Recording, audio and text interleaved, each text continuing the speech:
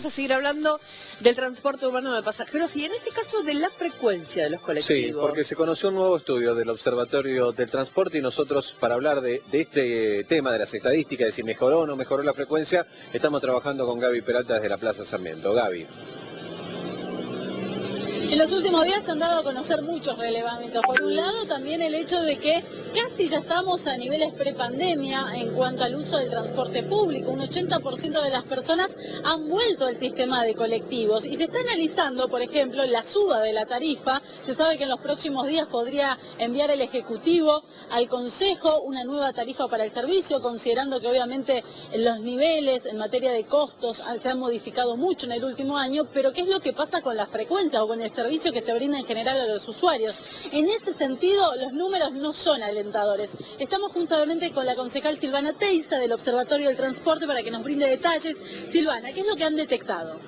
Bueno, nosotros junto al Observatorio Social del Transporte la semana pasada hemos hecho un relevamiento, el anterior había sido en el mes de abril, lo que nos permitió hacer una comparación a donde notamos algunas leves mejoras en algunas de las frecuencias, pero sigue existiendo en algunas líneas en particular unas frecuencias que no son para nada admisibles. Por ejemplo, la línea 106 roja que demoró 58 minutos, la 126 que en abril había superado los 85 minutos, en esta oportunidad estaba cerca de la hora. Es decir, hay una leve mejora, pero esa no es una frecuencia ideal para los usuarios y usuarias que usan el transporte público para cualquier cosa, ya sea ir a su trabajo, dirigirse a su casa después de una jornada laboral, ir a un turno al médico. O sea, lo que más preocupa también es la incertidumbre que las personas tienen en las paradas de colectivo, porque ni siquiera contamos con una aplicación que brinde los datos certeros, porque son muchas las veces que no funciona o cuando funciona, funciona mal.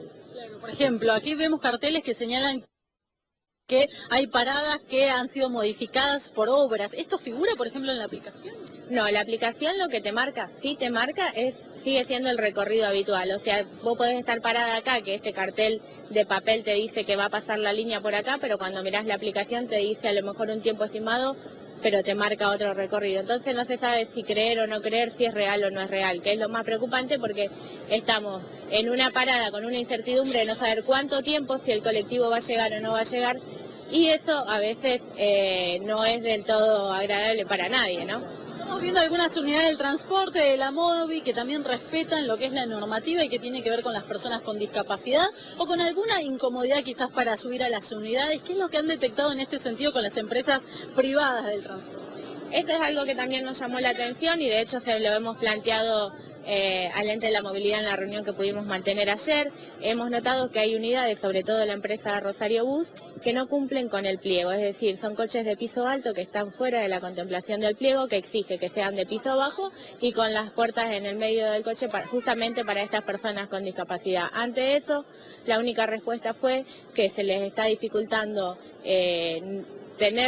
intentan respetar la cantidad de unidades disponibles, pero para eso necesitan contar con estas unidades. Lo que a nosotros nos preocupa más aún, que quiere decir que cuando estemos saliendo de esta emergencia del transporte, que es cuando la ordenanza cumple los 2 años o llega al 90%, quiere decir que cuando volvamos a la normalidad de los recorridos nos van a estar faltando aún muchas más unidades.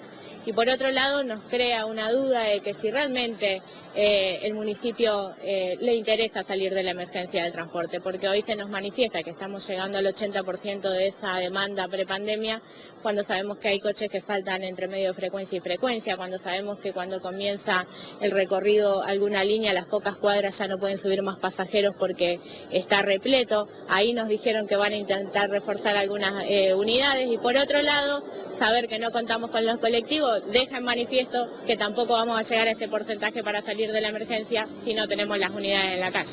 Gracias. Hasta allí entonces la palabra de la concejal Silvana Teiza y también un llamado de atención respecto a esto. En su momento cuando se modificaron los recorridos, sobre todo en la zona centro, que se aunaron el recorrido de determinadas líneas, era para mejorar las frecuencias, para que se hubiera un mejor servicio y lo que están detectando es que se sostienen muchos de esos corredores nuevamente porque estamos paulatinamente saliendo de la emergencia, pero el servicio lejos de mejorar ha empeorado, no se respetan las frecuencias y ni siquiera se respeta el hecho de contar con las unidades que son obligatorias por por pliego.